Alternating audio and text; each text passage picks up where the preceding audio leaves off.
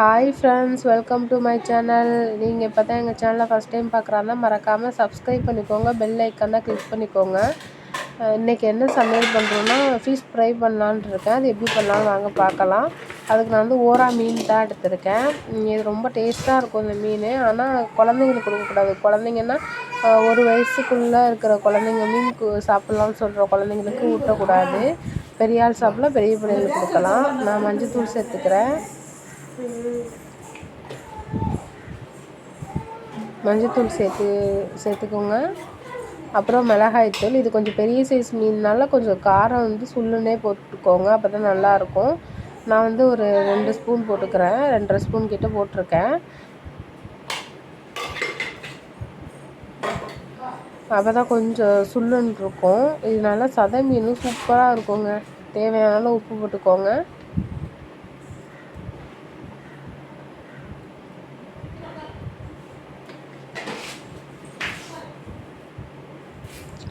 அப்புறம் வந்து கருவேப்பிலை சேர்த்துக்கோங்க.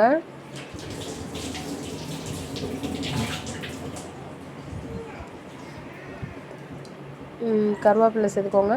அடுத்து வந்து இதில் சீரகம் சேர்க்க போகிறோம். நீங்கள் இது கொழுப்பு மீன்னால கொஞ்சம் சீரகம், பூண்டு எல்லாமே சேர்த்துக்கிட்டா நல்லாயிருக்கும். மிளகு வேணுங்கிறவங்க 2 மிளகு கூட தட்டி போட்டுக்கலாம்.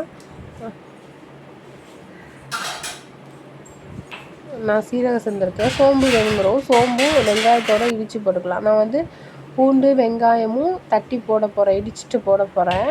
இதிலே 2 சோம்பு வச்சு இடிச்சுக்கிறாங்க, இடிச்சுக்கலாம். மிளகு வச்சு இடிக்கிறாங்க, இடித்து போட்டுக்கலாம். நான் வந்து பெரிய சைஸு பூண்டு பல்லுனால நான் வந்து 5 பல் எடுத்திருக்கேன். நீங்கள் சின்ன சைஸாக இருந்துச்சுன்னா 1 பூண்டு கூட தட்டி போட்டுக்கோங்க. இடிக்க முடியாட்டினா மிக்சியில் ஒரு இது வச்சு லைட்டாக ஒரு சுற்றி விட்டு போட்டுக்கோங்க, போதும். இப்போ எல்லாம் இது பண்ணியாச்சு. நல்லா பரட்டி வச்சுக்கோங்க. லைட்டாக தண்ணி தெளித்து பரட்டிக்கோங்க. பரட்டிட்டு ஒரு 5 நிமிஷம் ஊற வைங்க. அந்த மீனில் போய் மசாலா இறங்கணும். ஊற வைங்க. இப்போ நல்லா ஊறிட்டு இப்போ எண்ணெய் ஊற்றி வறுத்து எடுத்துக்கலாம். எண்ணெய் காஞ்சிச்சான்னு பார்த்துக்கோங்க. எண்ணெய் காஞ்சோன்னு தான் போடணும். எண்ணெய் காய்கிறதுக்கு முன்னாடி மீன் போட்டிங்கன்னா அப்புறம் வந்து ஒட்டிக்கும். அந்த தோல் போய் சட்டியில் ஒட்டிட்டு பிஞ்சிடும். இது எண்ணெய் நல்லா காய விட்டு போட்டுக்கோங்க. நல்லா சூப்பராக வந்துட்டுருக்கு. சிம்மில் வச்சு வருங்க. இப்போ 1 சைடு நல்லா வெந்துருச்சு. இப்போ திருப்பி போட்டுக்கலாம்.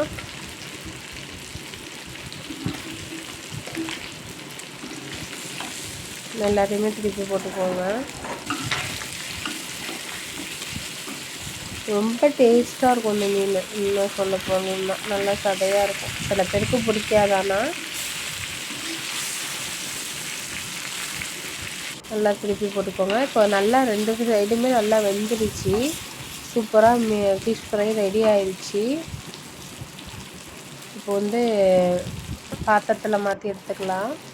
செம்ம டேஸ்ட்டாக சூப்பரான ஃபிஷ் ஃப்ரை ரெடி ஆயிடுச்சு. நீங்களும் ட்ரை பண்ணி பாருங்கள், கண்டிப்பாக உங்களுக்கும் பிடிக்கும். பிடிச்சிருந்துச்சின்னா மதிமலர் லைஃப் ஸ்டைல் சேனலை ஷேர் பண்ணுங்கள், கமெண்ட் பண்ணுங்கள், சப்ஸ்கிரைப் பண்ணுங்கள். மறக்காமல் பெல் ஐக்கானை கிளிக் பண்ணிடுங்க. ஓகே, பாய்.